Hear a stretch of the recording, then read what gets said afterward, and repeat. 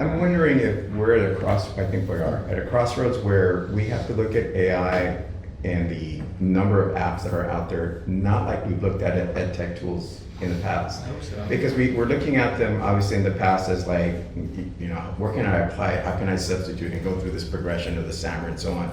But AI is more like what you're experiencing. AI is now with you, not an object. It's like the technologies in some ways have been so inanimate.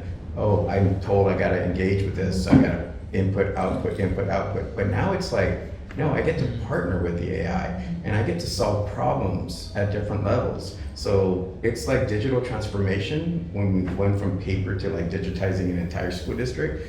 AI is the same thing, so that's why yes, at the top to every stage in the school district, then classified, and then down to every employee, and then down to the students. We need a digital transformation, but an AI transformation, so we need these new models and frameworks and new questions to ask, and how do we actually solve these problems to make this all come together? I think there's a huge opportunity to do that. I think we have the answers already in a lot of ways, but we're treating it sometimes like it's an ed tech tool. Well, wait a minute, it's more than that. It's an opportunity to be my personal assistant.